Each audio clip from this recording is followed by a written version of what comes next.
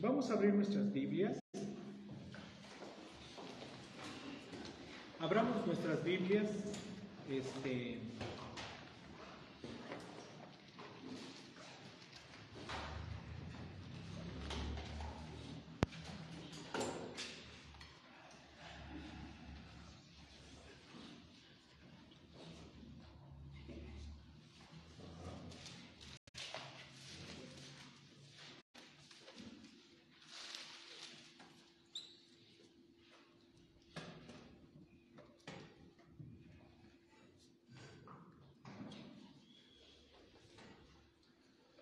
Vean por favor en sus Biblias Habacuc capítulo 3, o veamos en nuestras Biblias Habacuc capítulo 3.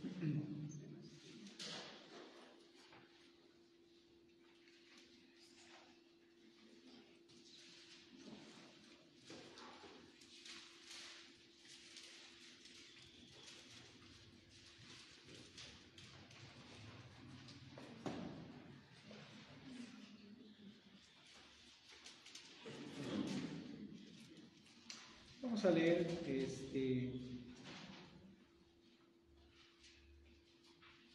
el versículo 1 y 2 de Habacuc, oración del profeta Habacuc sobre Sigionot. Oh Jehová, he oído tu palabra y temí. Oh Jehová, aviva tu obra en medio de los tiempos. En medio de los tiempos, hazla conocer. En la ira, acuérdate de la misericordia. Vamos a volver a leer el versículo 2. Oh Jehová, he oído tu palabra y temí. Oh Jehová, aviva tu obra en medio de los tiempos. En medio de los tiempos, hazla conocer.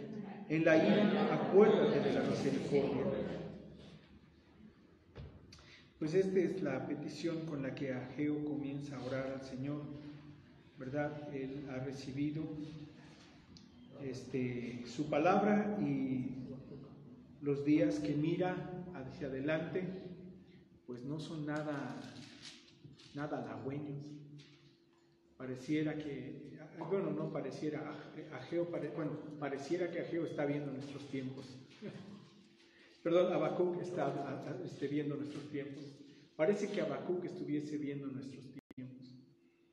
Parece que estuviese viendo hacia adelante un poco, ¿verdad? No lo está viendo. Está solamente recibiendo la palabra de Dios. Pero está viendo claramente lo que está sucediendo en el pueblo de Israel. Está claramente viendo, ¿verdad?, que el pueblo se aparta, se enfría, se desentiende. Y Habacuc clama al Señor, oye, oh Jehová, dice, aviva tu obra en medio de los tiempos, hazla conocer. Nos preguntamos, ¿cómo sería la respuesta de Dios a esta oración? Bueno, en un sentido, en primera instancia ya hay una respuesta. Oh Jehová, he oído tu palabra y temí. Probablemente la respuesta que esperamos de la palabra de Dios no sea la que nosotros idealizamos, que todos respondan, ¿verdad? Que aún el corazón se llene de fervor y de santa piedad para buscar al Señor. No, solo en este profeta hay este testimonio, he oído tu palabra y temí. Pero ruega entonces, ¿verdad?, que esa obra también sea reflejada en medio de los tiempos, en medio de un pueblo que pareciera como muy lerdo, ¿verdad?, como muy flaco, como muy débil o como muy despreocupado. Aviva tu obra, ruega Habacuc, y en su ruego le dice, en medio de los tiempos hazla conocer. En la ira, que además es justa, en la ira acuérdate, apela a su misericordia. Tenemos un Dios que nosotros no lo podemos entender, pero tenemos un Dios que en medio de los tiempos y en medio aún de sus juicios, como estamos viendo estas semanas, ¿no?, con estos acontecimientos en Turquía, juicio de Dios sobre juicio, y nuestra oración como iglesia por las almas de creyentes, porque habrá creyentes también que habrán muerto y también quienes están padeciendo. Señor, aviva tu obra en medio de los tiempos, que tu palabra sea predicada, ¿verdad? Que tu palabra sea predicada. Hay muchos países que han enviado ayuda humanitaria, inútil por cierto, porque no llevan el Evangelio, pero hay países que ayudan llevando grupos de ayuda humanitaria. El único propósito es predicar el Evangelio. Oremos por ellos. Lo voy a volver a repetir. Hay países que ayudan, que mandan sus ayudas humanitarias, pero no presentan el Evangelio. Poco pueden hacer e inútiles son. Pero hay naciones que mandan a sus tropas con el pensamiento de predicar el Evangelio, con el pensamiento, con la encomienda de predicar el Evangelio, además de dar ayuda humanitaria. Oremos por esos creyentes, oremos por esos mensajes, que Dios obre en su gracia, ¿verdad? Porque en medio de la ira también Él puede hacer misericordia. Oremos. Te damos gloria, Señor.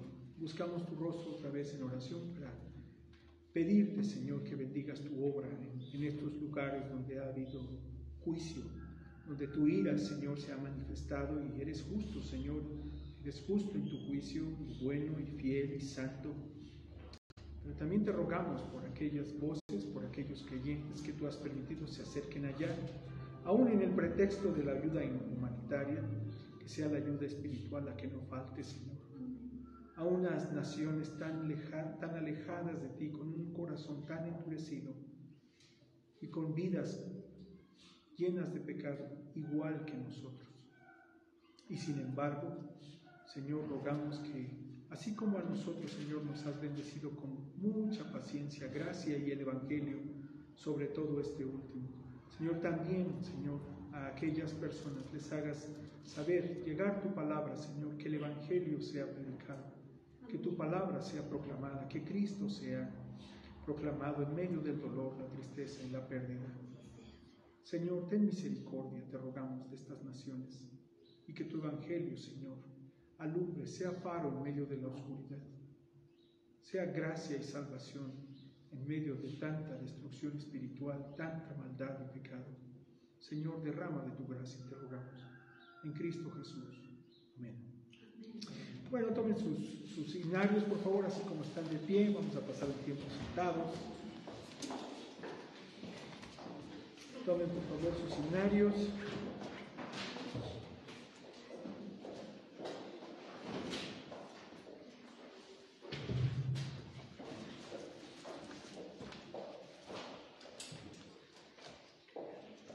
Nuestro tema de hoy, en la segunda parte, es que la esperanza es para el afligido, la esperanza para el afligido. Así que vamos a entonar el himno número 344. 344.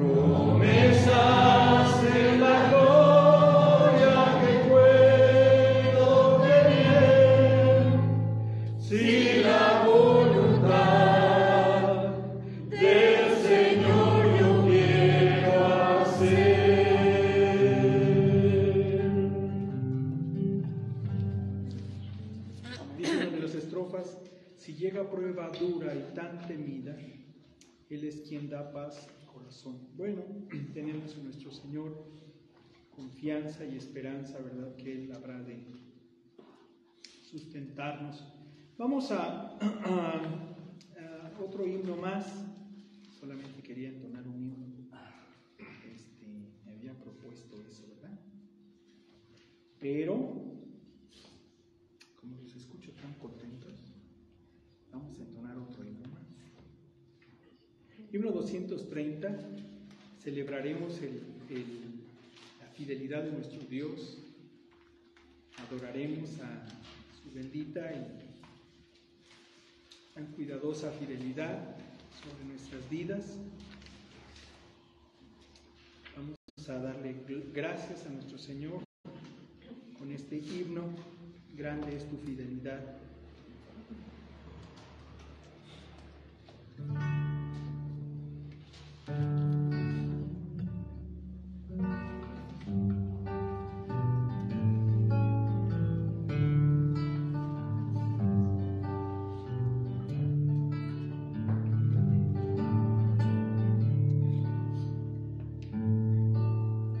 Oh Dios eterno, tu misericordia, ni una sombra de duda tendrá.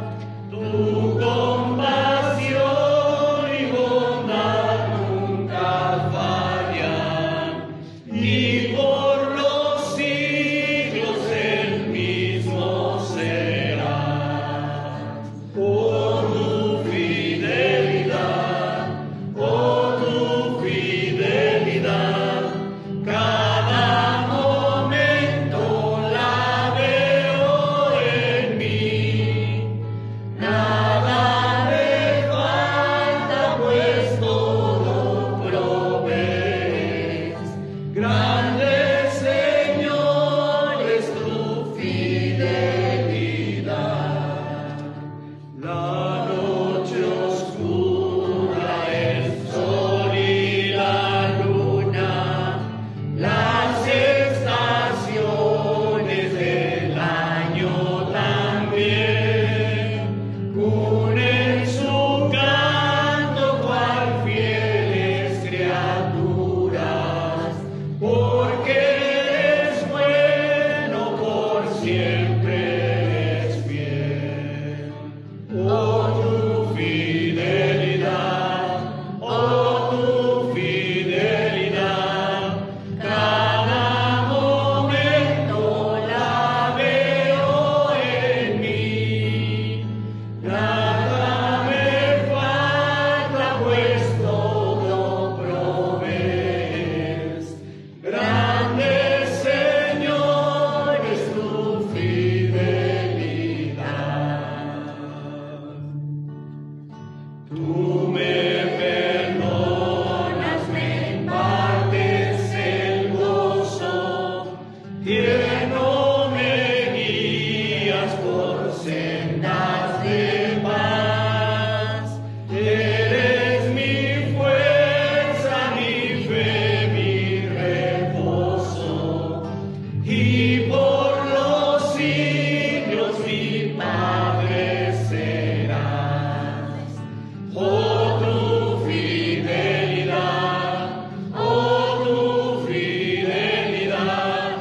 cada momento la veo en mí.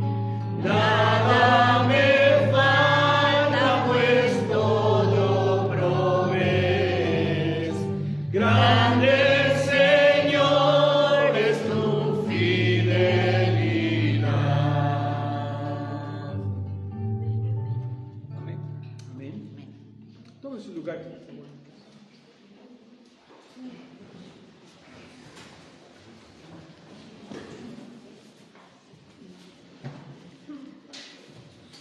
Ahora vamos a abrir nuestras Biblias en primera carta a los Tesalonicenses. Primera carta a los Tesalonicenses.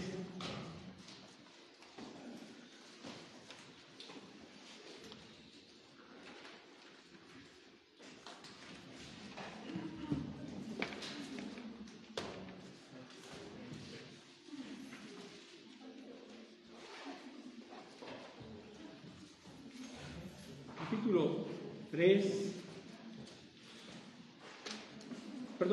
1. Primera carta a los Tesalonicenses, capítulo 1, versículo 3.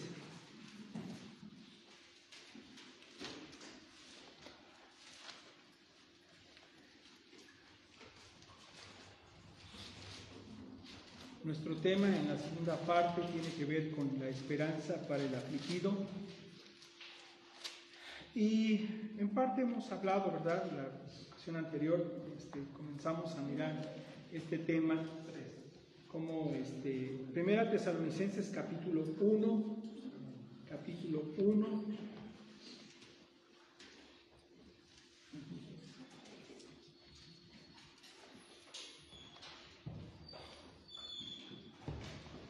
versículo 3.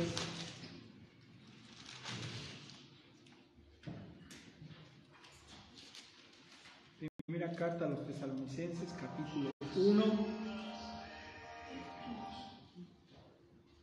Casi estuve a punto de saltar del púlpito en contra de ese celular. Lo bueno es que la hermana está muy lejos. Apaguen sus celulares o pónganlos en vibrador. Primera carta a los Tesalonicenses, capítulo 1, versículo 3, acordándonos sin cesar. Damos siempre gracias a Dios, dice el apóstol Pablo. Esta actitud incesante de Pablo, ¿verdad? Por ser diligente y disciplinado en la oración. Damos siempre gracias a Dios por todos vosotros, está refiriéndose a los tesalonicenses. No solamente por los que eran entendidos y eran trabajadores y eran dispuestos y estaban disponibles, por todos, aún por los que difícilmente eran amados, ¿no? O eran difíciles de amar seguramente. Por todos, dice ahí, ¿no? Por todos vosotros. Haciendo memoria. ¿Y qué está haciendo memoria? ¿Por qué Pablo es motivado a orar? Ha hecho memoria, dice Pablo, ¿no? Ha hecho memoria de los hermanos en las oraciones. ¿Pero por qué? Se acordaba, dice el versículo 3, acordándonos sin cesar delante de Dios y Padre nuestro, de la obra de vuestra fe, del trabajo de vuestro amor. Y vean esta parte. Y de vuestra constancia en la esperanza de nuestro Señor Jesucristo. En nuestro Señor Jesucristo. Y de la esperanza en nuestro Señor Jesucristo. Y de vuestra constancia en la esperanza en nuestro Señor Jesucristo. Vamos a orar. Padre, bueno, te damos gracias nuevamente. En adoración buscamos tu rostro, Señor. Conoces tú la necesidad que hay en nuestras almas de ser alimentados, de depender de tu palabra, de sujetarnos, Señor, a la roca de nuestra salvación, de venir ante tu presencia, Señor, con gozo, con alegría, también con alabanzas, con ruego, con súplicas, pero, Señor, también de forma esencialmente primordial a escuchar tu palabra, Señor. Para esto, Señor, nos has reunido. Para esto estamos aquí, Señor. Nos hemos reunido con ese propósito, Señor, pero sin tu bendición, sin la obra bendita, sin esta obra especial del Espíritu Santo, Señor, no tenemos confianza, no tenemos, Señor, esperanza de que seremos bendecidos con tu palabra. Así que te rogamos, Señor, en tu favor, en tu misericordia, nos bendigas con tu palabra en los corazones, en las mentes, que tu obra, que el Espíritu Santo, Señor, en tu obra realice una obra sobrenatural. Señor, ¿quién hará entender los corazones? ¿Quién abrirá los ojos a los ciegos? ¿Quién traerá luz en medio de las tinieblas, en medio de lo oscuro de nuestras mentes? Señor, solamente hay uno que es referido en la Escritura, en tu palabra, que puede hacer estas obras. A ti, Señor. A ti hacen referencia. A ti te damos la gloria, Señor. A ti suplicamos y en ti confiamos que, Señor, no seremos avergonzados. Si bien entendemos que tú tienes tu tiempo, Señor, y que tu palabra hace en nosotros lo que tú quieres, rogamos, Señor, esa bendición. Y estamos confiados, Señor, en Cristo Jesús, que recibiremos lo que conforme a tu voluntad pedimos. Date la gloria, Señor. Glorifícate, Señor, en esta hora, te lo rogamos. Que sea dicho una vez más que no fuimos nosotros, que no fue nuestra inteligencia, que una vez más sea reconocido, Señor, que no fue nadie aquí, Señor, quien te dio la gloria, sino tú mismo, a través de tu iglesia. Glorifícate, Señor, a través de estas personas que somos aquí inútiles para esta obra, tanto para comunicar tu palabra como para escuchar incluso, Señor. Ayúdanos, te lo rogamos en Cristo Jesús. Amén. Amén. Bueno, estamos otra vez en el tema de la esperanza para el afligido. Hace 8 días hicimos un resumen e incluimos esta parte, ¿verdad? Para que fuésemos llevados a considerar no solamente como un recordatorio, una introducción, sino también que fuésemos enfilados. Ahora pues nos abocaremos propiamente a hablar de este tema más profundamente o más ampliamente, quizá no tan profundo, ¿verdad? Como quisiéramos, pero el Señor llevará a profundidad su palabra a nuestros corazones. Oremos, esto hemos orado, ¿verdad? Que Dios bendiga su palabra a nuestros corazones. El apóstol Pablo habla a la iglesia de los tesalonicenses. Esta iglesia era una iglesia que tenía cierto privilegio y bendición. No todas las iglesias recibían una carta, eso es cierto. Las cartas a algunas iglesias eran comentadas o eran promovidas o eran divulgadas en otras iglesias, pero no todas las iglesias tenían una carta. Y eso pues ya representa, ¿verdad?, una bendición para nosotros a la fecha, porque es la palabra de Dios, pero también representaría para ellos un privilegio que Dios quisiera hablar a estos hermanos. Nosotros podemos aunarnos ahora a ese gozo y a esa obra que Dios reveló a ellos, no porque nos reveló a nosotros nos da luz a través de lo que les dijo a ellos, pero nosotros nos unimos a esa bendición porque ahora nosotros tenemos toda la Biblia en nuestro idioma, en nuestro lenguaje, en medio de las circunstancias más adversas. En medio de las circunstancias más adversas tenemos su palabra. Entonces, si de pronto se siente usted chiquito o chiquita, ¿verdad? Si de pronto se desanima, si de pronto mira cómo su propio pecado le da una consideración a la luz de la palabra de Dios un tanto triste, el propósito de Dios es que miremos al Señor Jesucristo. El propósito de Dios es que nos enfoquemos en Él, que prontos vengamos por su palabra, si somos reconvenidos, si somos confrontados, si somos humillados, si somos llamados al arrepentimiento, prontos vengamos a Él. Que suceda lo que dice el Salmo 62, que nuestra alma solamente puede estar acallada en su presencia, al amparo, a la luz de su palabra. Entonces, volvemos a Tesalonicenses. Tesalonicenses recibe una carta que el Espíritu de Dios envía por medio de su apóstol, el hermano Pablo. Esta carta tiene el propósito de ubicar a los creyentes, ¿verdad? De cimentarlos. Había muchos conflictos que se habían dado, había muchos problemas en la iglesia y había muchas dificultades. Y entonces lo que el apóstol Pablo comienza a hacer es hablarles acerca de Cristo y de su fe en el Señor y de la obra de gracia que Dios ha hecho en ellos.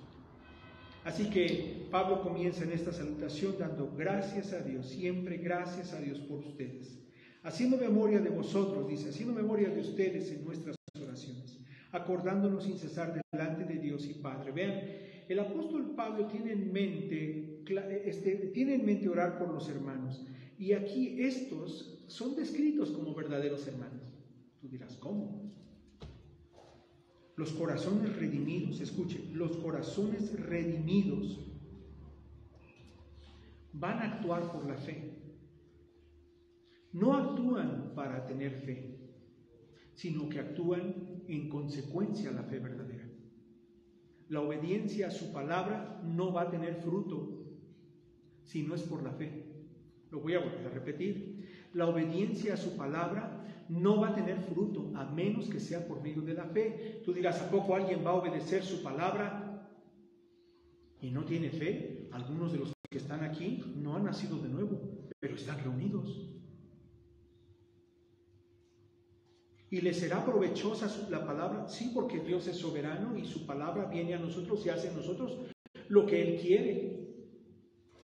O sea, no hay lugar para que no vengas, ¿verdad? No hay excusa para que no vengas. No te estamos diciendo, no, pues si quieres quedarte en casa, no, tampoco. Estamos diciendo que qué bueno que la voluntad de Dios se cumple, y en un sentido, ¿verdad? La obediencia a la palabra de Dios, que es hacer caso a las instrucciones, ven y reúnete, ven y congrégate. En ese sentido, ¿verdad? Es buena esa actitud dócil, pero otra vez, si eso es toda la visión que tú tienes, si eso es todo el objetivo que tú tienes, tenemos que advertir esto. Para muy poquitito es provechoso, si no escuchamos con fe. Entonces, una iglesia verdadera es una iglesia que escucha la palabra de Dios y contempla la palabra de Dios y se goza en la palabra de Dios y disfruta y escarba y investiga, escudriña, se profundiza en la palabra de Dios y ya. No. Una iglesia verdadera es una iglesia que escucha el consejo. Si quizá es una pequeña lombriz lo que encuentras al rascar mucho al escuchar la predicación, ese alimento para la vida del creyente es provechosa, porque le llevará por la fe a la obra, a la obediencia. Pero si el púlpito y la predicación de la palabra es abundante en la alimentación, pues habría que poner mucho más cuidado, ¿verdad? Porque la palabra de Dios que nos es dada para fe, nos es dada, y de esa manera es productiva, es provechosa para nuestras almas y da la gloria a Dios, porque será una iglesia que obra. Esta iglesia de los tesalonicenses era una iglesia que estaba respondiendo al amparo, a la luz de la fe. Había un esfuerzo, vean, parece que la palabra trabajo y obra, o la palabra obra en el segundo renglón, la palabra obra, y después en el tercer renglón, el trabajo, podríamos decir, pues que no es lo mismo. No, la obra está referida a la obediencia y el trabajo a un esfuerzo diligente, pero a un esfuerzo legítimo. Es que no todos los esfuerzos presentan diligencia. Muchas personas han de experimentar cuando hacen una tarea que no acostumbran hacerla con mucha energía, y después de un intento tan rápido y tan esforzado, entonces se cansan, se desaniman, se desalientan y paran la obra. Hay personas que saben que la obra va a demandar de nosotros pues esfuerzo, ¿verdad? Un gran esfuerzo, un trabajo ahí pues muy demandante, pero también constancia, la diligencia. Entonces, lo que nosotros vemos aquí en estas palabras que el apóstol Pablo dice, está recordando delante de Dios a una iglesia que ha obedecido a la luz de la fe, que está respondiendo en obediencia, que tiene una determinación, una diligencia, en un esfuerzo legítimo. Por otro lado, hay personas que se esfuerzan, pero que no se esfuerzan de manera legítima. Es decir, no conforme a la palabra de Dios. No para obedecer, sino para acallar la conciencia.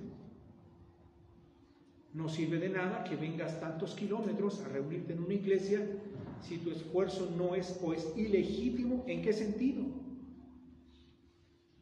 Pues en el sentido de que no vienes a prestar tu corazón y a abundar en darle la gloria a Dios en lo que escuchas, y no abundar en obras. Pero más allá, en que este esfuerzo, ¿verdad?, además de ser legítimo, realmente no solamente fructifique en la voluntad de Dios, sino que realmente, ¿verdad?, te dé fuerzas, te dé entendimiento para mantenerte ahí. Mire, la obra del Señor claramente es imposible para todos. Por eso Dios nos ha llamado, para que en todo Dios tenga la gloria, la preeminencia. Dios sea quien sea alabado y reconocido, porque la fortaleza nos viene de Él. No solamente la fortaleza, también la dirección. Hemos de hablar como nosotros pensamos o decimos o queremos, y Dios será agradado. No, aún las palabras que nosotros dirigimos hacia Dios son palabras que tenemos que tener cuidado, sean aquellas que son escogidas por su palabra. sean aquellas que guían nuestras almas, ¿no? A darle la gloria a Dios.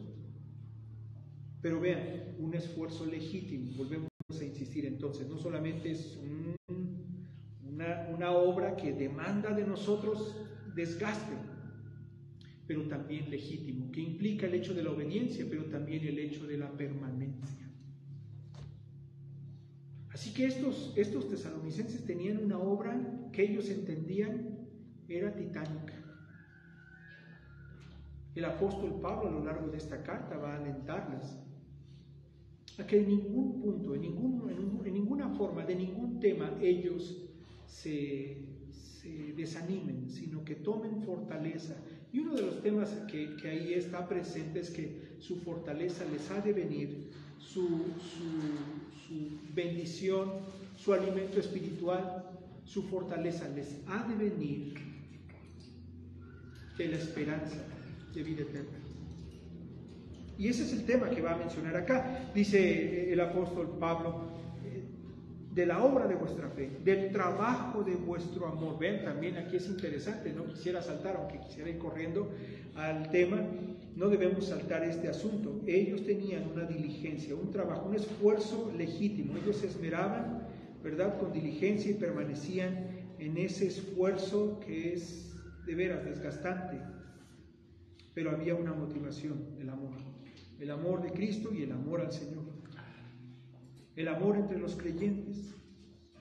Y hay otro asunto más que motiva el corazón, en el corazón de Pablo, a orar y dar gracias a Dios, de vuestra constancia en la esperanza en nuestro Señor Jesucristo. Y este es nuestro tema, ¿no? El apóstol Pablo está recordando que esta iglesia está siendo distinguida por algo. Está siendo manejada y sustentada por algo. La esperanza de Jesucristo, la esperanza en nuestro Señor Jesucristo, la esperanza en nuestro Señor Jesucristo es lo que puede sostener a nuestra iglesia y darnos constancia. A lo mejor algunos de ustedes piensan, no hay necesidad de tal recomendación. Sí, hermanos, sí hay necesidad de tal recomendación y hay necesidad de prestar atención y poner toda nuestra intención en ello. ¿Por qué? Miren, una iglesia verdadera no solamente es una iglesia que responde por la fe, que mantiene una fidelidad en el trabajo, en un esfuerzo verdaderamente pues desgastante y legítimo, además legítimo por causa del amor, sino que tiene permanentemente su vista puesta en el Señor de toda gracia, quien es su esperanza en el tiempo presente, nuestro Señor Jesucristo. Es necesario echar mano de esta esperanza. ¿Por qué? Porque tenemos que entender, como recordábamos hace 8 días, citando Juan capítulo 14, vean por favor ahí en sus Biblias, el Evangelio de Juan en el capítulo 14, en los primeros versículos el Señor advierte a sus discípulos, no solamente en vísperas, ¿verdad?, de que habrá persecución, la muerte del mismo Señor Jesucristo. Él ha comentado que morirá, Él ha comentado que incluso algunos le iban a dar la espalda, ¿sí?, por decir todos, ¿verdad?, le iban a dar, o casi todos le darían la espalda. Vean lo que dice el versículo 1, 14.1, Juan 14.1, no se turbe vuestro corazón, creéis en Dios, creed también en mí, en la casa de mi Padre muchas moradas hay, si así no fuera, yo os hubiera dicho, voy pues a preparar lugar para vosotros, y si me fuere y os prepararé el lugar, vendré otra vez y os tomaré a mí mismo, para que donde yo estoy, vosotros también estéis. Este es un mensaje lleno de esperanza.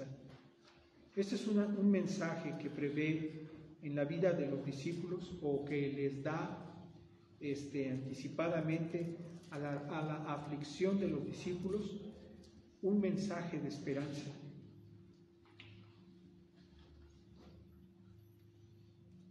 No se turbe vuestro corazón, creéis en Dios, creed también en mí. Este mensaje es necesario porque en el mundo tendremos aflicción, decíamos hace 8 días. La esperanza es dada al creyente para apoyarlo en medio de sus aflicciones. Hemos de considerar que las aflicciones son necesarias y están presentes en nuestras vidas. Son necesarias como una herramienta que son necesarias porque Dios se ha dispuesto de estas aflicciones una herramienta para tratar con nosotros. Ustedes y yo seríamos engañados o creeríamos que al haber nacido de nuevo en Cristo Jesús, al haber abrazado a Cristo por la fe, ya toda obra de pecado ha cesado. El Espíritu de Dios no está tratando con nosotros, sigue tratando con nosotros.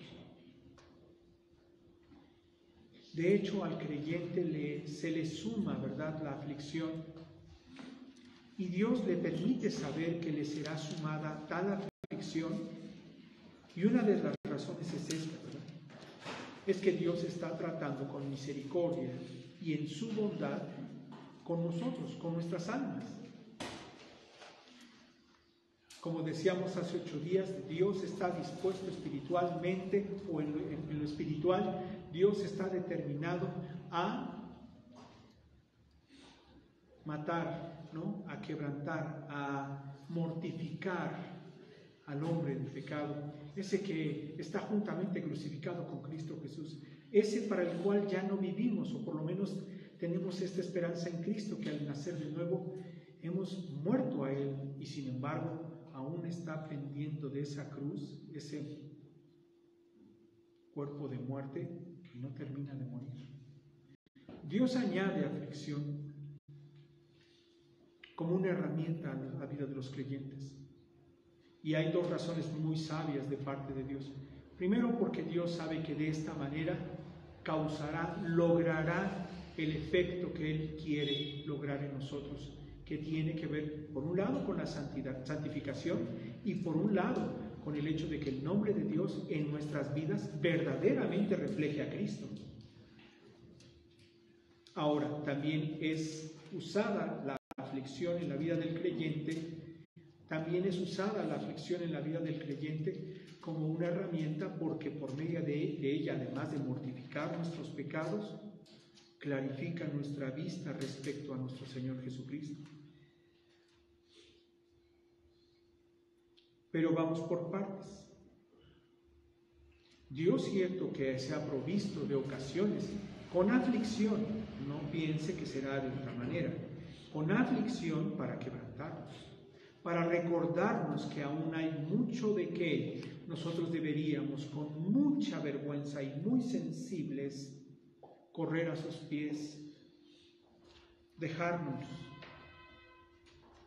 en sus brazos, suplicar que nos asista en medio de la pudredumbre de la llaga que supura y hiede en nosotros el pecado.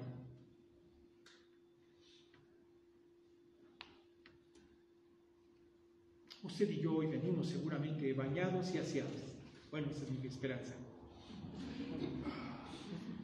Espero no me defrauden. Pero si me defraudan, entenderé que algunas veces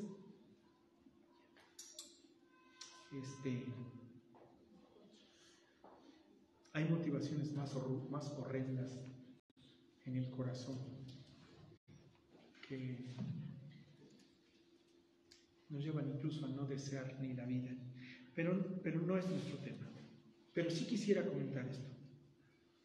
Todos venimos aseados, limpios, un poco peinados y perfumados, para que no se vea, por lo menos seguramente allá, ¿verdad?, hicieron remolineando ahí en la cabeza, para que no se levante el gallito, ¿verdad? Se peinan de ladito, y los que se revela, pues aunque sea con un poco de moco de gorila. ¿Estamos limpios ante su presencia? Ayer estuvimos en la Ciudad de México, en el Instituto para Pastores o para Líderes en la iglesia en México, y tuvimos un estudio que fue toda una bomba, Una cosa muy tremenda, ¿no? Nos preguntamos si es necesaria la aflicción y seguramente algunos dirán, híjole hermano, apresúrese a explicar que sí es necesaria, pero nada más poquito. Algunos de ustedes casi me están viendo así con sus ojos de, sí es necesaria la aflicción, pero apresúrese a decir la broma para que sea algo más tranquilo. Bueno, no voy a decir la broma. Quejarse en contra de Dios o juzgar a Dios es un signo de soberbia. Y nosotros a eso apestamos. La falta de gratitud o la ingratitud, o la falta de gratitud o la ingratitud es un signo de soberbia.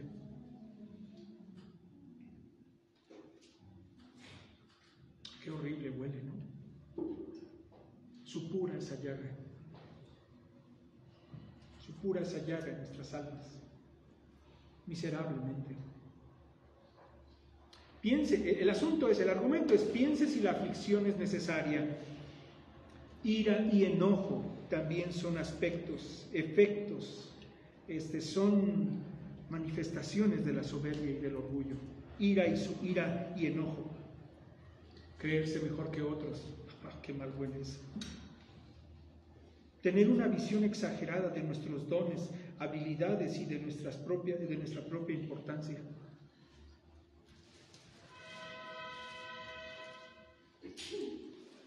Pero ustedes y nosotros no somos así. Nosotros no somos así.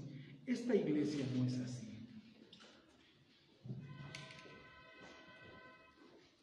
Algunos aspiran a que las cosas se hagan bien. Y otros no van a dar tregua a menos que sea perfeccionismo. También hay soberbia en ello. Hablar demasiado. No me importa lo que los otros digan. Yo quiero ser escuchado. Yo quiero ser escuchada.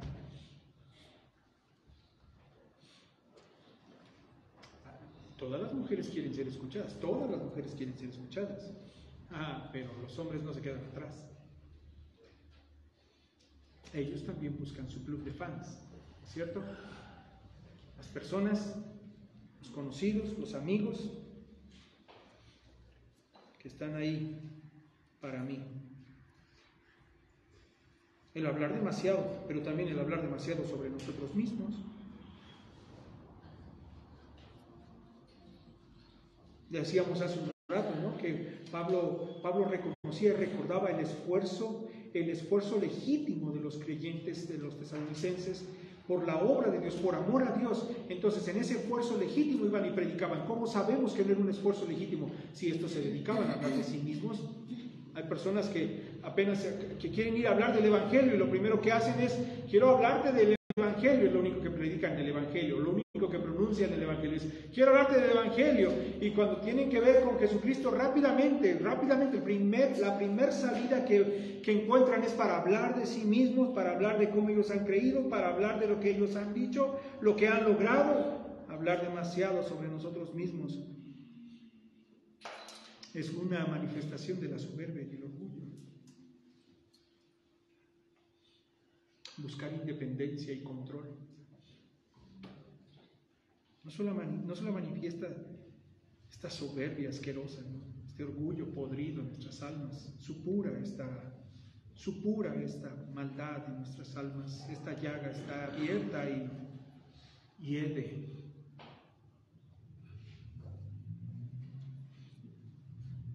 Queremos ser independientes y control, sí, pero bajo las alas de nuestro Dios. Es decir, a sus expensas, con sombrero ajeno.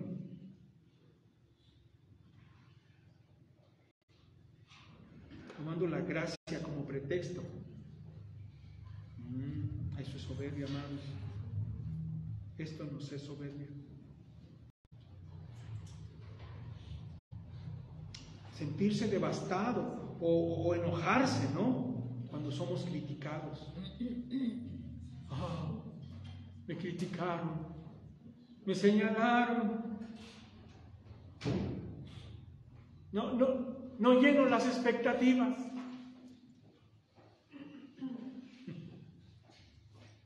Decía un hermano, no se caiga, ¿verdad?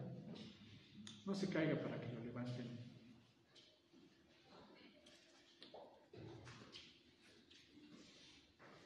Hay personas que son difíciles de enseñar. Tienen esposos que saben menos de la Biblia. ¿Qué me puede enseñar? Mira, qué bonito, ¿no? ¿Cuánto es? Ya no le mueva más, ¿no? Porque ya está apestando demasiado y empieza a salir ahí algo, una sustancia amarillenta, verdosa, purulenta y apestosa de esa llaga que se llama soberbia. Pero no está en mí, quizá está en algún otro, alguien más huele.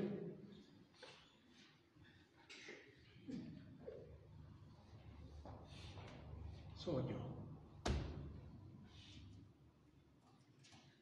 No, mi esposa no me puede enseñar. Sabe menos. Mi esposa, como mi esposa sabe menos, ¿qué me va a enseñar?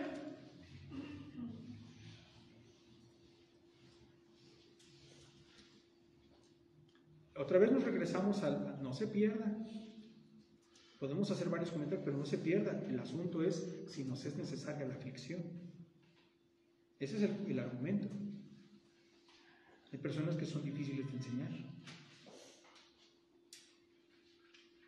No hay gente superiores a ellos, porque ya con todos los demás ya hicieron migas, ya son cuates, ya se tratan de tú a tú y él ya sabe que sé, o ellos ya saben que yo sé. Esa es toda tu jactancia. Es fácil que podamos aprender incluso hasta de los niños.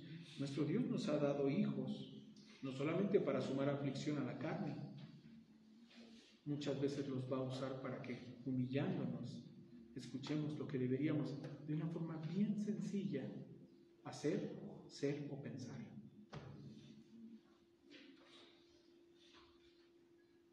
Y son gente que lo dice en incredulidad, en ignorancia de la palabra de Dios, y Dios los usa. No puedes aprender. No saben tanto como tú.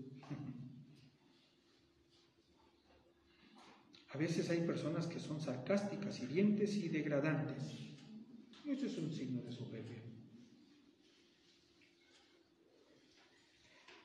La palabra de Dios usa el sarcasmo. El Señor, nuestro Dios, usa el sarcasmo.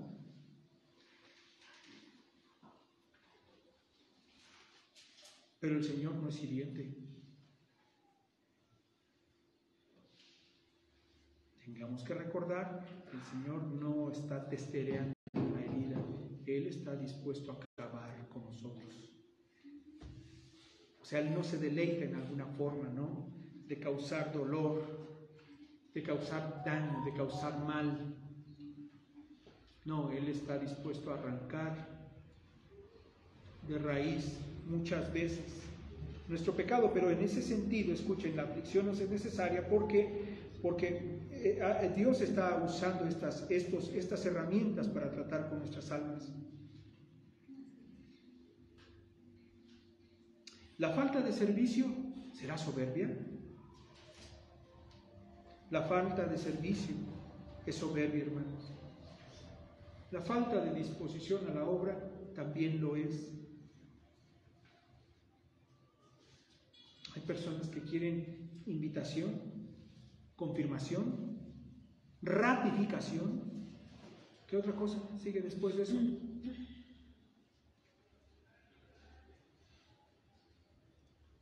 Para hacer lo que deben en la obra.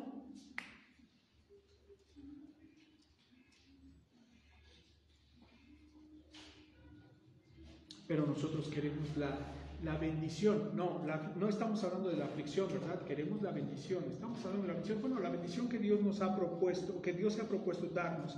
El mayor bien que Dios se ha propuesto darnos también implica aflicción. Falta de servicio, pero también falta de compasión.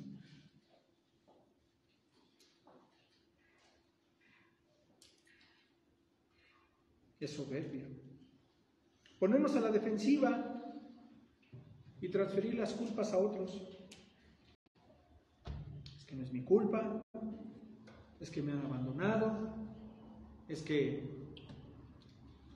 otros no cumplieron sus responsabilidades. ¿Pero por qué me dices eso? Usted puede darse cuenta de una respuesta pestilente de pecado en su corazón, llena de soberbia, cuando usted responde, pero tú también.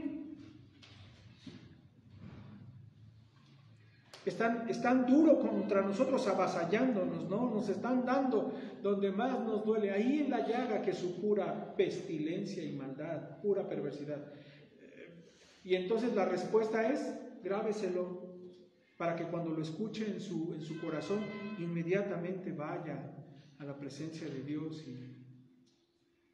y nos arrepintamos, ¿no? Cuando alguien esté duro y duro, justa o injustamente. Y en tu mente, porque generalmente aparece primero en la mente, ¿no? Pero tú también, si ya está en la mente, ya sabe usted que es pecado, ya. No necesita usted pronunciarlo. Si ya estuvo en la mente, si ya fue ese pensamiento, entonces ya pecó usted. Entonces es hora de que vayamos a la presencia de Dios y nos arrojemos suplicantes de su perdón, confesando nuestro pecado. Pero ponerse a la defensiva, ¿no? Transferir las culpas a otros, no admitir que nos equivocamos, no pedir perdón, la falta de oración. Todas estas cosas son manifestaciones de soberbia.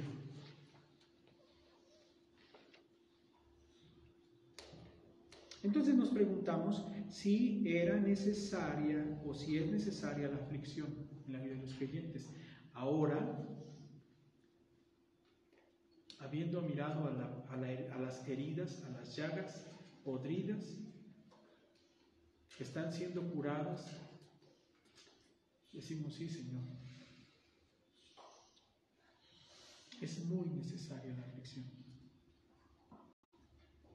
¿De qué otra manera podría decir al Señor, sí, Señor, tienes razón respecto de mi pecado?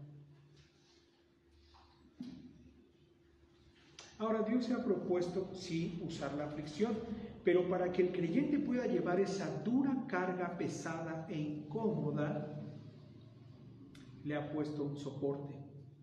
Se llama esperanza. Nuestra esperanza es que además de tratar con la aflicción, además de tratar con nuestra carne por medio de la aflicción, el Señor da gracia, da mayor gracia y da mayor gracia. Tanto más cuando ve que los creyentes humillan el corazón, se postran diligentes, van a su presencia, contemplan a Cristo y sus almas se acallan, se aquietan, guardan silencio, se pacifican y reciben de Dios todo el tratamiento. Reciben de la mano paternal del médico glorioso, divino, esta obra, este tratamiento que sana, que está extirpando todo el veneno. Está hasta la sangre, hasta la médula, podríamos decirlo, ¿no? Hay algunos pecados que no son fáciles de identificar y que Dios nos da victoria sobre ellos, pero hay unos que están profundamente arraigados, que siguen diseminándose a veces sobre otros, sobre otras disciplinas o sobre otras costumbres o sobre otras acciones nuestras, ¿verdad? Estoy buscando la palabra que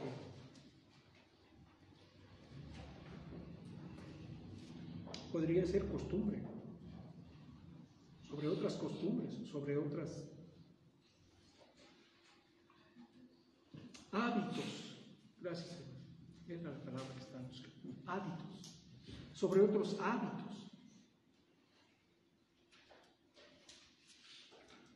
Y esos pecados el Señor nos dice en su palabra, tiene que tratar. A esto, pues, entonces añade, por esta causa añade la aflicción. Pero no debemos de perder de vista, es cierto, nosotros tenemos que admitir con un corazón dispuesto, entendido, que nuestro Dios usa esas aflicciones para tratar, para mortificar nuestro pecado, y por otro lado, para obrar en nosotros o para formar en nosotros el carácter de Cristo. Mire, las aflicciones que Dios permite que tengamos están diseñadas precisamente para llevarse la gloria a Dios, para causar ese efecto, que el carácter de Cristo realmente sea formado en nosotros.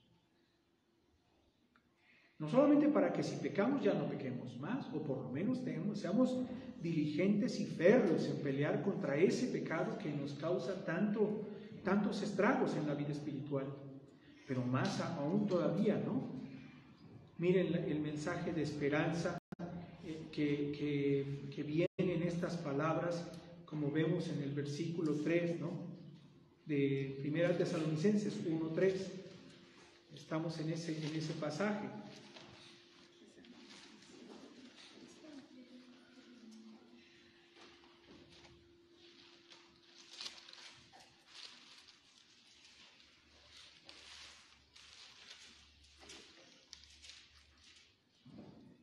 Está recordando la obra de la fe, de vuestra fe, dice, el trabajo de vuestro amor y la constancia en la esperanza. La constancia en la esperanza, hermanos, es una virtud que nos permite estar despiertos, ¿no?, que nos permite estar atentos, así, alertas.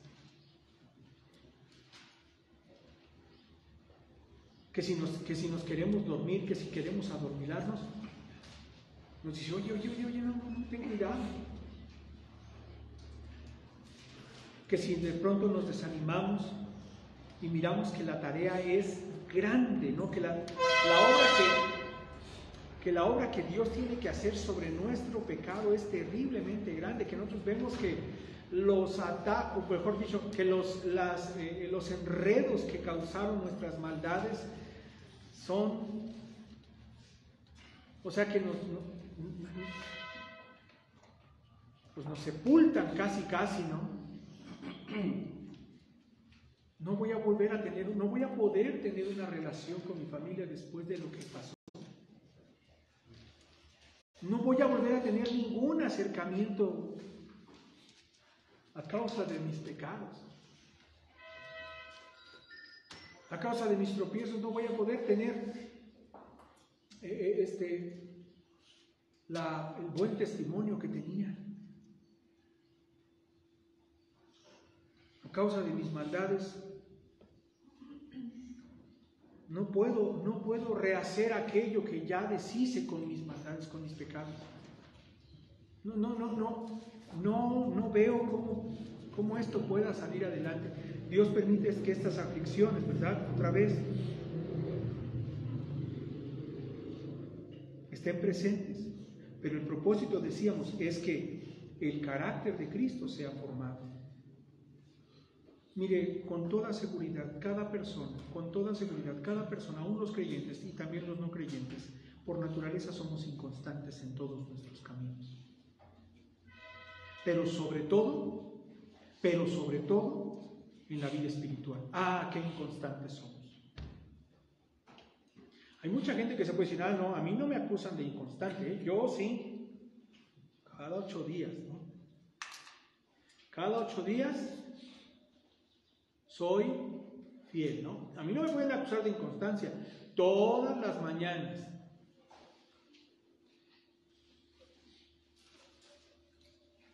A mí no me pueden acusar de no ser disciplinado, no.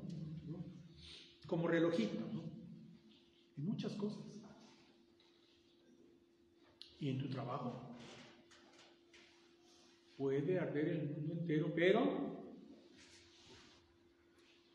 no pierdo mi estímulo, dijeron los compañeros que trabajan en este tipo de trabajos, ¿no?, donde les dan un estímulo por llegar temprano, los premian por hacer lo que deben,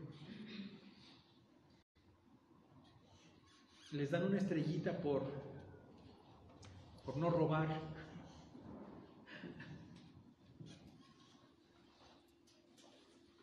Bueno, está bien, no vamos a discutir por eso, ni vamos a comentar más.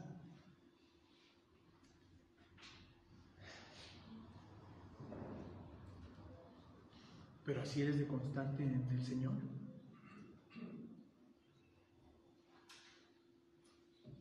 ¿Por qué somos tan constantes en nuestra vida de oración? ¿Por qué somos tan inconstantes en el estudio de la palabra? ¿Por qué somos tan inconstantes en la obra? ¿Por qué somos así? Hay mucha gente que se puede jactar de dejar el alcohol, de dejar las drogas, de dejar el tabaco, de dejar muchos vicios, o de tomar otros. Hay gente que se jacta de hacer ejercicio y hace mal, ¿no? Es legítimo, es bueno, además es saludable. Pero nunca han entrado en un verdadero gimnasio. Nunca han estado en el gimnasio del Señor. Se pueden echar 50 lagartijas. No, 250 en un minuto, 2 minutos. ¿Cuánto es el récord? ¿Cuánto llevo haciendo? Timoteo hace muchas lagartijas, ¿no? Pero no me gana. Yo me siento y las ilumino en mi cuaderno y rápido termino. No me gana. Él podría decir, no, papá, que son 250 en 2 minutos, algo así, no me acuerdo cuánto es. El asunto es que constante. Sí, pero si yo me siento en mi libreta, no me gana. ¿No? Yo 2, 3 garabatos y rápido pasa a la otra y así, segundos, rápido. Mira, hay gente que es constante aún en cosas legítimas y buenas y saludables. ¿Y tu Biblia? ¿Trajiste tu Biblia? Qué bueno. Pues ahora hay que usarla. Porque somos así.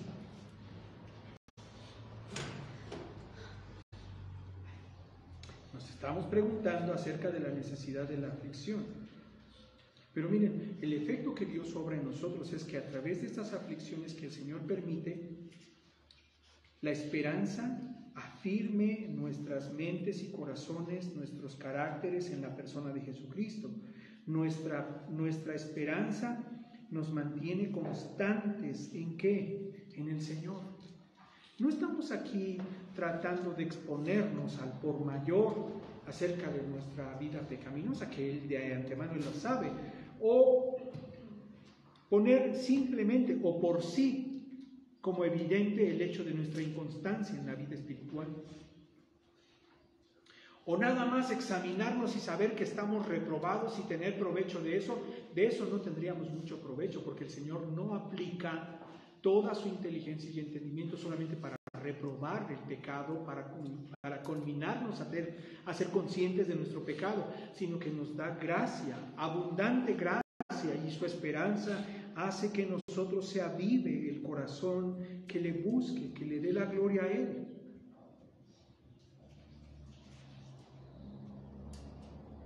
Uno de los conflictos con los que se encuentran los profesionales de la salud es la inconstancia de sus pacientes en las terapias o en los tratamientos, ¿cierto? Tú puedes ver cómo tu esfuerzo, tu trabajo, hablando de parte de la salud, ¿verdad? Ellos pueden ver cómo su esfuerzo y su trabajo se va a la basura en una noche buena, por así decirlo, ¿no?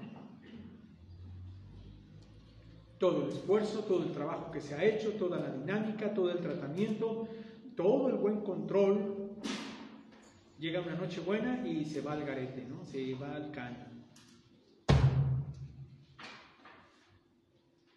Y los especialistas se frustran. Nuestro Dios no se frustra, créanme que no. No. Nuestro Señor va a triunfar en lo que hace.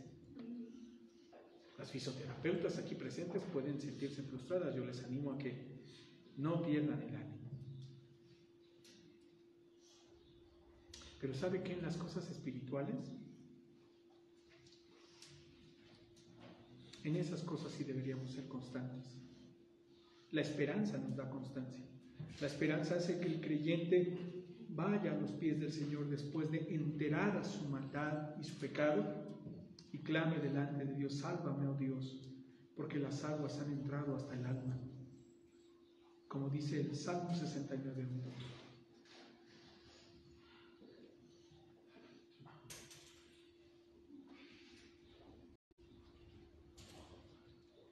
Dice el versículo 5 de ese Salmo 69. Veamos por favor el Salmo 69.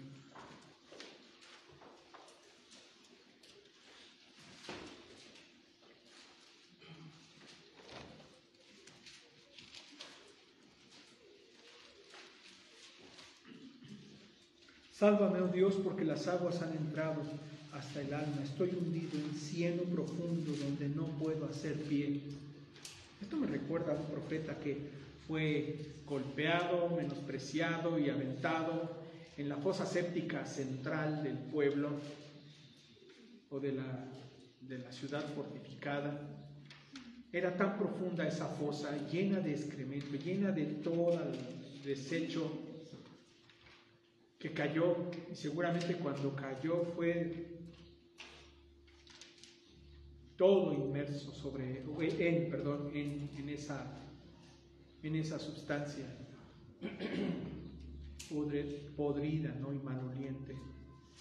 Y ese profeta prácticamente no estaba buscando un lugar donde poder hacer pie, es decir, donde poner siquiera la puntita para salir. Bueno, esa imagen es la imagen de a veces los creyentes,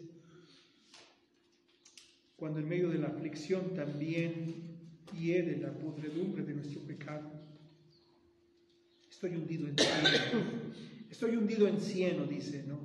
Es el estiércol, pues, en cieno profundo, donde no puedo hacer pie. He venido a abismos de aguas y la corriente me ha anegado.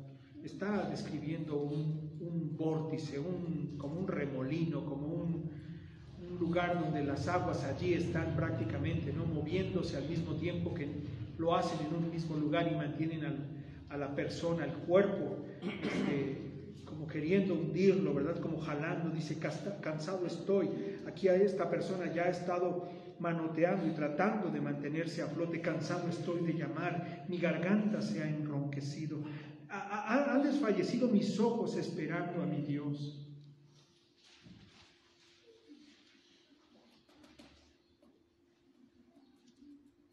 La esperanza nos es dada, hermanos, porque necesitamos ser apoyados. Dios es fiel en usar la aflicción para bien de nuestras almas, pero también es fiel en lograr el objetivo respecto a nuestro pecado y también respecto al carácter. Y como este salmista está diciendo en este lugar, cansado estoy de llamar, mi garganta se ha enronquecido. Yo no sé si alguno de nosotros ha tenido constancia en la oración de tal manera que nuestra garganta se enronquezca. Para eso deberías entender, no, este hombre no está orando en silencio. Esta persona está orando en lo íntimo, sí, pero tan grande es la aflicción o tan grande la necesidad que ha recurrido incluso a abrir sus labios, a expresar con su garganta, con su voz, sus profundas necesidades, las corrientes que anegan el alma, confesando el pecado, clamando, rogando, pero no solamente haciéndolo como en esta hora, una voz medida, una expresión que controle quizá la expresión de la voz. No, este lo ha hecho sin ese control. No hay ninguna pena en este que adora. En ese salmista no hay ninguna vergüenza. Ha estado hablando en voz alta y lo ha hecho por suficiente tiempo, de tal manera que aún su voz ya se ha enronquecido. Y sus ojos ya están cansados. ¿Qué implica esto? Bueno, quiere decir esto, implica esto, el hecho de no solamente clamar con lloro, como dicen algunas expresiones, hasta que las lágrimas ya no pueden salir. Y los ojos ahora presentan simplemente una inflamación, enrojecimiento, cansancio. Se han aumentado más que los cabellos de mi cabeza los que me aborrecen sin causa. Se han hecho poderosos mis enemigos, los que me destruyen sin tener por qué. Y he de pagar lo que no robé. ¿He de pagar lo que no robé? Pregunta en el medio de su aflicción, en medio de la desesperación, pregunta, ¿y he de pagar lo que no robé? Y vean lo que hace la aflicción. Dirige a este salmista, dirige al adorador, dirige a David, a este precioso texto que ahora nos es alumbrado en nuestras mentes y nuestros corazones, para que también nosotros entendamos la necesidad de la aflicción, la necesidad más todavía de la esperanza y la obra que Él está haciendo. Dios está usando la aflicción para que nosotros, como David, seamos llevados a nuestro Dios, a sus pies. Dios, tú conoces mi insensatez y mis pecados no te son ocultos. Nos preguntamos nuevamente si el creyente debe ser afligido. ¿Necesita el creyente recibir aflicción? Sí, de otra manera no solamente no entenderíamos, no sería formado el carácter de Cristo, no moriríamos a nuestro pecado. ¿Cómo lo conoceríamos? ¿Cómo reconoceríamos? ¿Cómo llegaríamos a tener entendimiento y estar de acuerdo con Dios? Sí, Señor, tú conoces mi insensatez, mi estupidez, tú la conoces. Mis actos necios, ¿no? mi dureza de cabeza, mi corazón insensato, pues, y mis pecados no te son ocultos.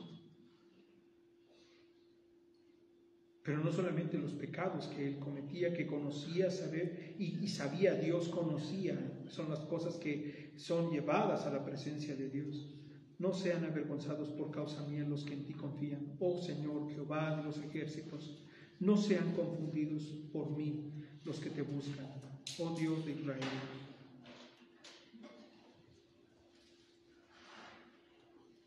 También hay este pesar, ¿verdad?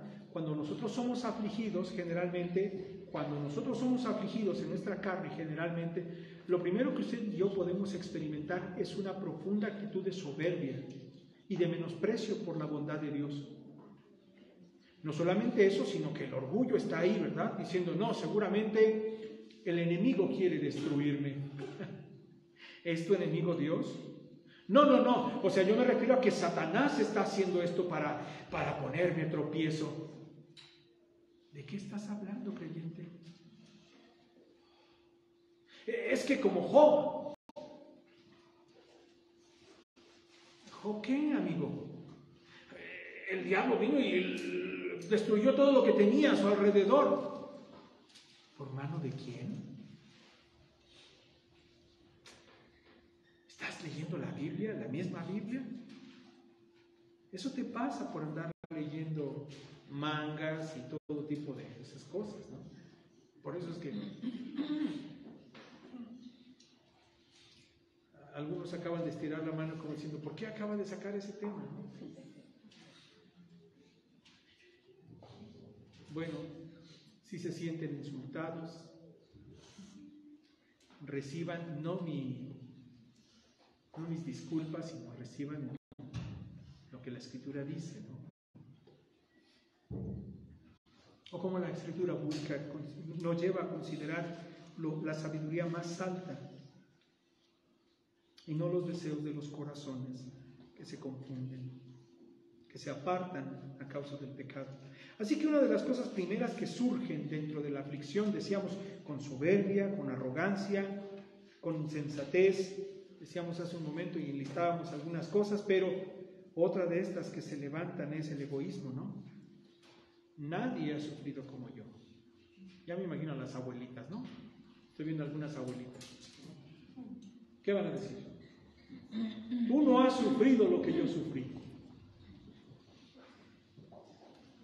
Hay aflicción en sus vidas, ahora la edad les ha llegado y juntamente con ello las debilidades, y entonces tú vas y le dices, ánimo, y te contestan con toda humildad, viéndote hacia abajo, por supuesto, ¿no? Aunque no sean tan altas como tú, pero te ven de todas maneras hacia abajo. Tú no sabes de lo que hablas, nunca has sufrido como yo, no tuviste la vida que yo tuve. Deberías dar gracias a Dios. Fíjense que en medio de la aflicción lo primero que se suscita en los corazones de las personas no creyentes, pero muchas veces para tristeza nuestra debemos decir, lo que sucede en nuestros corazones es tanto egoísmo, Ay, cómo sufro yo cómo padezco, yo cómo soy afligido, yo. Pero el salmista ha visto más allá de sí mismo, va a la presencia de Dios a quien ha ofendido. Le expone ahí su insensatez delante de Dios, la cual él conoce, y los pecados, dice, que no te son ocultos, y ahora teme por las almas de otros, de los suyos. Ay, Señor mío.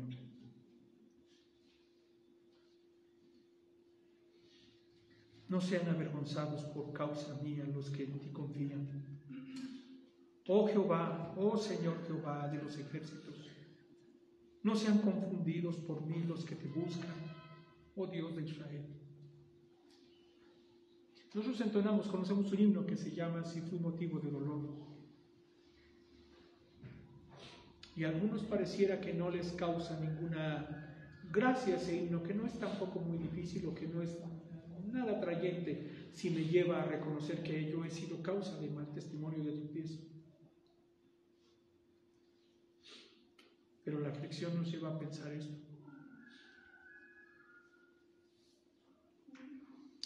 Señor, si fui motivo de dolor, Cristo, dice el himno, si por mi causa el débil tropezó, si en tus pisadas caminar no quise, perdón te ruego, mi Señor y Dios, dice el himno. Entonarlo y adorar a Dios también implica, es bueno para nuestras almas. Reconocer que en el dolor dejamos a muchos y en nuestro egoísmo ni siquiera a los propios del hogar contemplamos en Cristo. No, cerramos nuestros corazones insensibles y no compasivos, no quieren del Evangelio nada. Pero este salmista nos habla de lo contrario. Ha venido a la presencia de Dios en medio de sus angustias y sus aflicciones. Ha sido traído al Señor para confesar sus pecados, para ponerse delante de Dios, exponerse así delante de Dios. Rogar a Dios tenga misericordia respecto de sí, que los pecados cometidos sean detenidos en las consecuencias respecto de otros. Y si no, que añada gracia.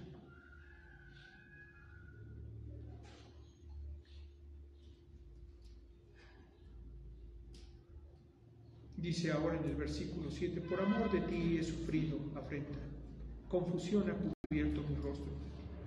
Extraño he sido para mis hermanos, desconocido para los hijos de mi madre. Porque me consumió el celo de tu casa, y los denuestos de los que te vituperaban cayeron sobre mí. Lloré afligiendo con ayuno mi alma, y esto me ha sido por afrenta. Puse además cilicio por mi vestido, vine a hacerles por proverbio. Hablaban contra mí los que se sentaban a la puerta y me zaherían con sus canciones los bebedores. Pero yo a ti oraba, oh Jehová. Vean, la aflicción que Dios permite al creyente también es necesaria para tratar con su corazón, decíamos, para tratar y dar carácter al creyente. Como ustedes y yo sabemos, este grito de angustia estuvo cumplido en los labios de nuestro Señor Jesucristo. Ninguno como Él sufrió o vivió este salmo.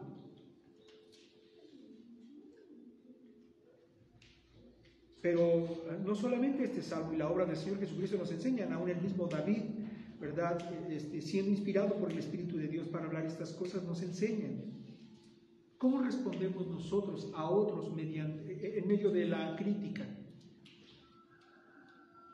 Una ocasión me fue de tan grande bendición, me fue de tan grande ánimo. Le habían quitado a un querido hermano, le habían quitado el trabajo.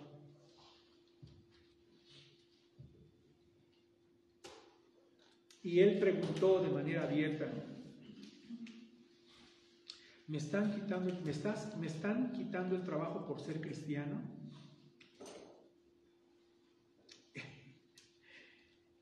Y le respondieron, no, sino por no ser católico. Me fue de mucha bendición esa respuesta, ¿sabe? ¿Sí entendió? Él preguntó para confrontar, ¿me están quitando el trabajo por ser cristiano? Y la respuesta fue, no, sino por no ser católico. De momento nos causó risa a ambos, entendiendo que había una franca persecución, pero también como dando entendimiento de que esta aflicción pequeña, momentánea, tenía su efecto mucho más importante en las almas de los creyentes.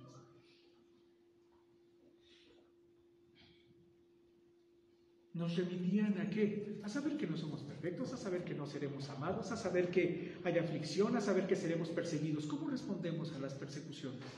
¿Cómo respondemos a las críticas? Y cuando somos desechados o somos reprobados, o cuando somos acusados de pecar, o cuando somos simplemente olvidados. Hay mucha gente que predica con el propósito de dejar su huella en internet, que en la posteridad se puedan citar sus frases, sus opiniones, sus pensamientos. Es triste, ¿verdad? No creo que los creyentes, o no creo que los predicadores que predican en verdad a Cristo estén buscando eso. Pero hay mucho que sí. Y entonces no van a obtener, no van a recibir ninguna crítica, no van a recibir ningún señalamiento. ¿Cómo respondemos a las persecuciones? Lo podemos mirar en el rostro de Jesucristo, en primera instancia, pero también lo podemos ver con todos los enemigos que se levantaban en la propia casa de David.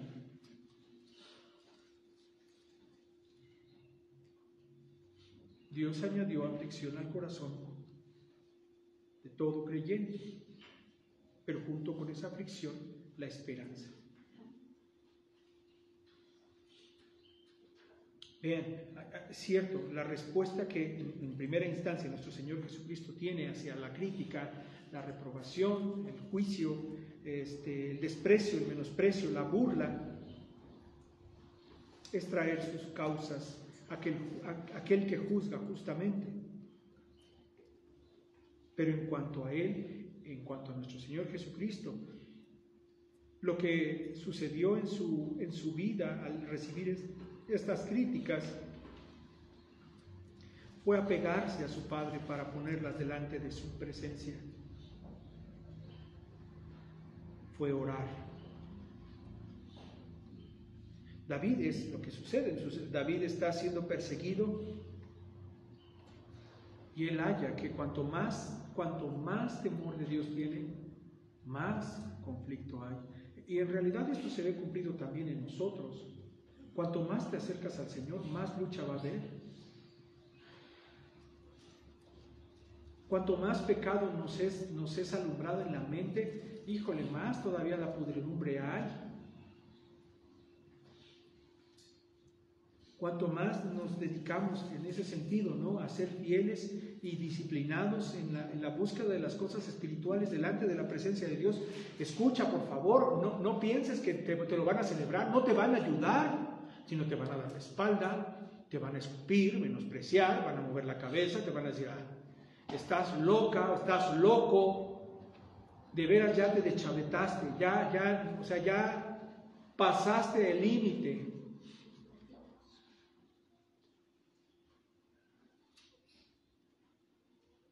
¿Cómo respondes a esas críticas? Te vas y te arrojas ahí en tu cama, lloras inconsolable, estás buscando a quién contarle todas estas miserias.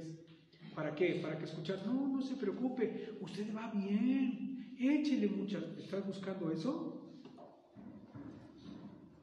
¿Estás buscando eso? No estás buscando la gloria de Dios. Pero ¿qué debería ser nuestra respuesta mientras estas cosas suceden? Pero yo a ti oraba, oh Jehová, al tiempo de tu buena voluntad, oh Dios, por la abundancia de tu misericordia, por la verdad de tu salvación, y ruega, por la verdad de tu salvación, escúchame. Sácame del lodo, no sea yo sumergido, sea yo librado o libertado de los que me aborrecen y de lo profundo de las aguas. No me anegue la corriente de las aguas, ni me trague el abismo, ni el pozo cierre sobre mí su boca. Respóndeme, Jehová, porque benigna es tu misericordia, porque buena y bendita es tu misericordia, ¿no? Respóndeme, Jehová, porque benigna es tu misericordia. Mírame conforme a la multitud de tus piedades. No escondas de tu siervo tu rostro, porque estoy angustiado. Apresúrate, óyeme. Acércate a mi alma, redímela, líbrame a causa de mis enemigos. Tú sabes mi afrenta, mi confusión y mi oprobio. Delante de ti están todos mis adversarios. El escarnio me ha quebrantado mi corazón, dice, y estoy acongojado. Esperé quien se compadeciese de mí, y no lo hubo, y consoladores, y ninguno hallé.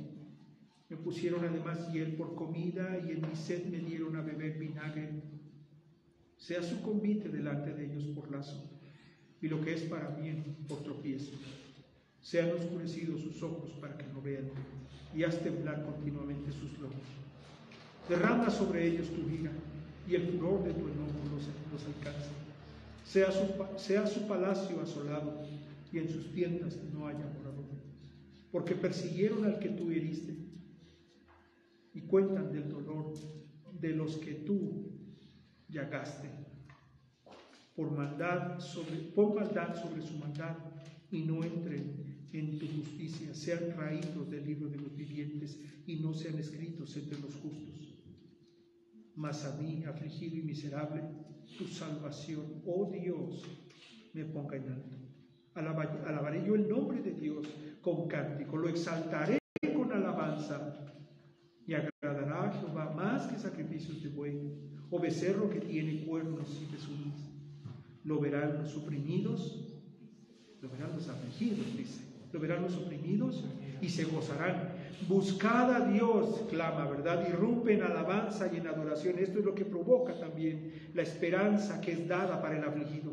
Esto es lo que incendia en el corazón del creyente la esperanza, que la adoración sea viva y verdadera. Lo verán los oprimidos y se gozarán. Buscad a Dios y vivirá vuestro corazón, porque Jehová oye a los menesterosos y no menosprecia a sus prisiones. Alábenle los cielos y la tierra, los mares y todo lo que se mueve en ellos, porque Dios salvará a Sión y reedificará las ciudades de Judá, y habitarán allí y la poseerán.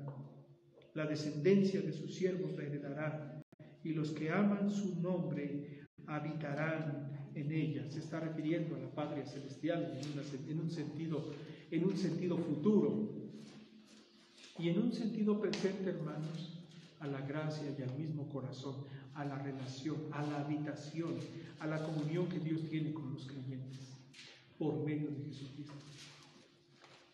Ahora no solamente nos consideramos que es buena la aflicción, no solamente que es necesaria, que debe estar presente, que Dios la utiliza, hemos pasado por considerar que es necesaria para que abunde en nosotros, para que obre Dios en nosotros y abunde en nosotros aquello de lo que tenemos que dejar, aquello que tenemos que abandonar, nuestro pecado, pero también para que abunde delante de nosotros aquello de lo que tenemos que echar mano, que es Cristo, que es su palabra, y aquello en lo que tenemos que estar esmerados o animados o fortalecidos para que se obre en nuestras vidas, que es el carácter de Cristo.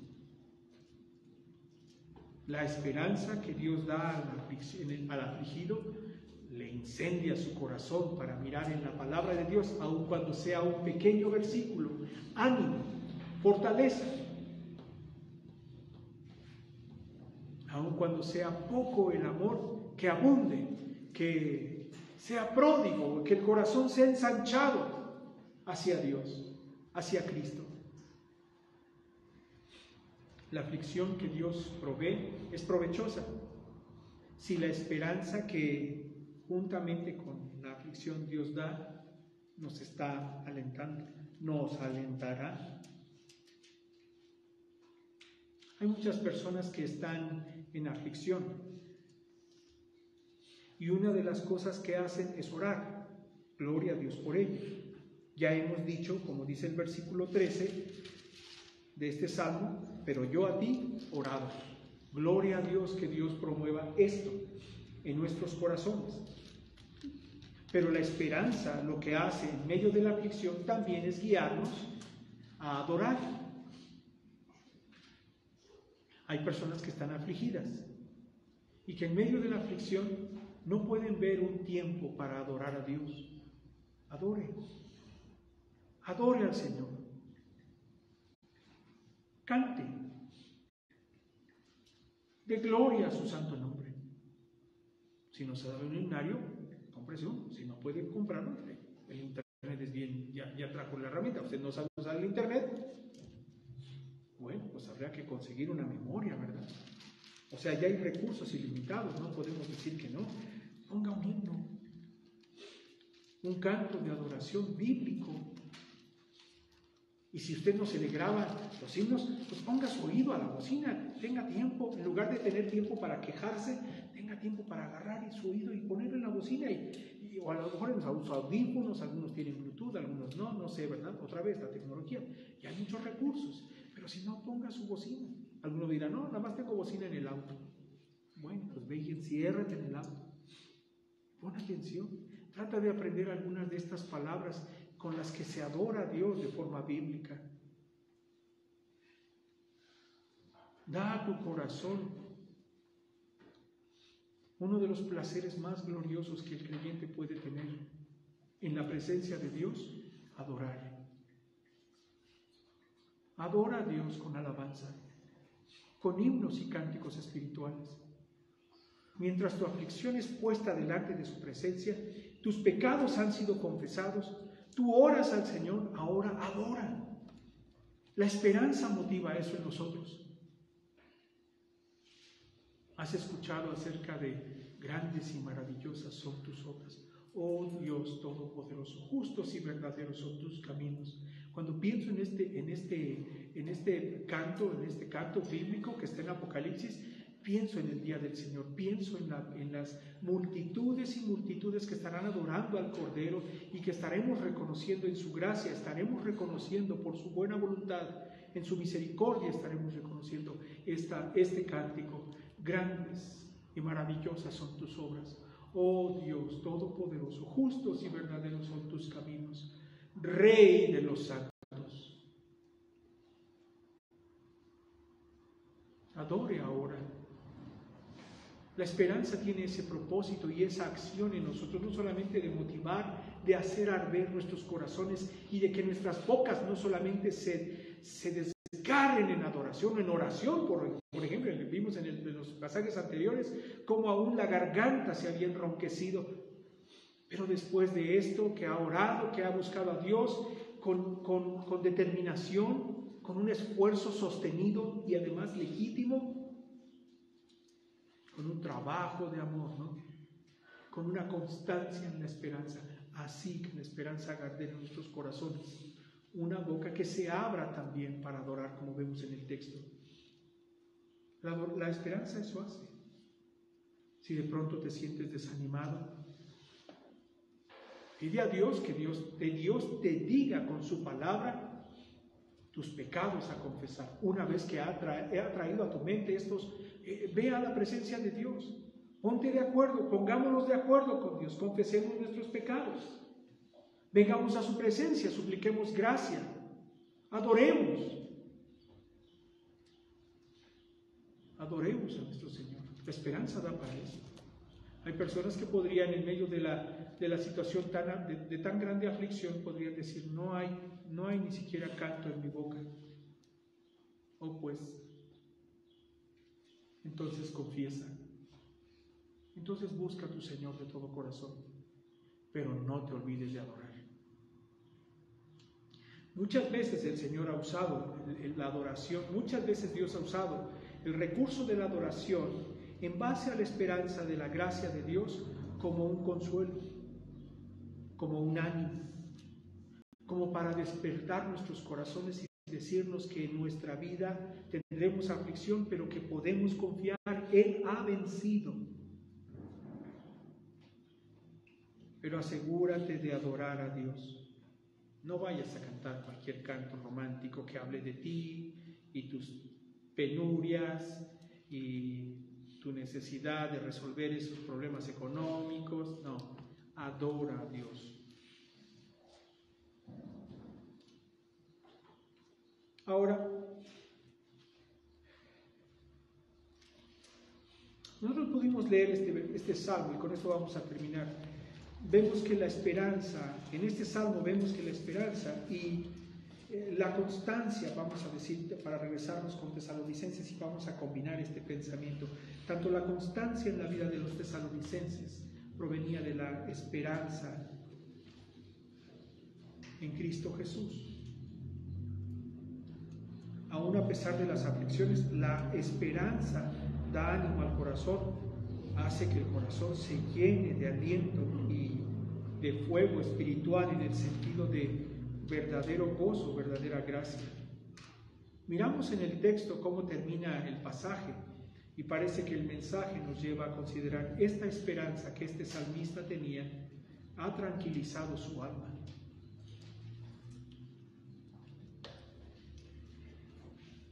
A veces tú y yo buscamos toda clase de tranquilizantes. Esta época es la época de los tranquilizantes.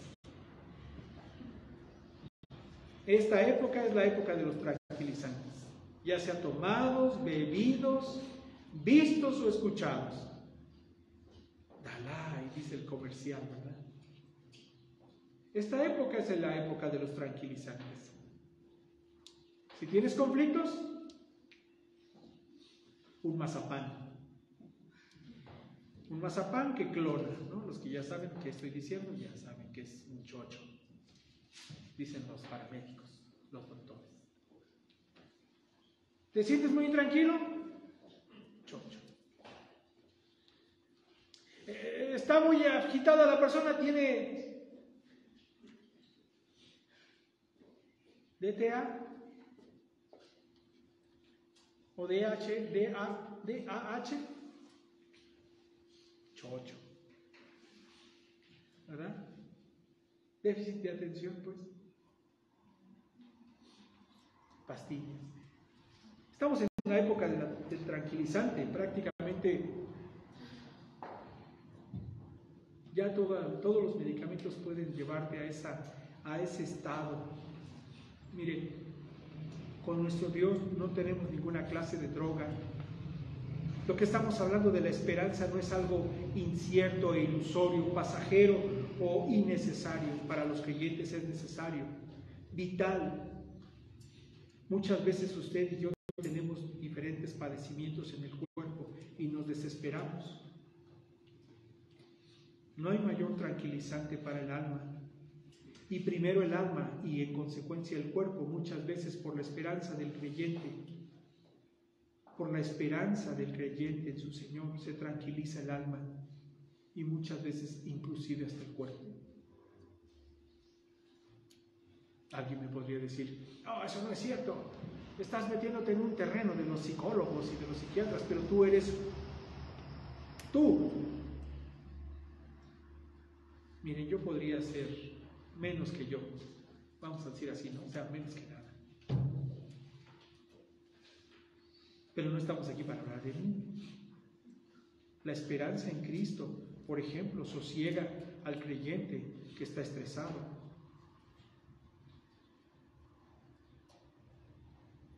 Entonces sentirías un poco menor de malestar en tu estómago. Hay otra enfermedad que se llama colitis, ¿no? La colitis nerviosa, a todos aquí azota, creo. Casi es padecimiento de la mayoría, ¿no? ¿Por qué somos conmovidos? ¿Por qué somos conturbados de tal manera? Somos guiados a creer en Dios, dice el Señor Jesucristo, señalándose a sí mismo como digno de confianza y fe divina, fe y esperanza verdadera. creed también en mí. Dice el Señor Jesucristo.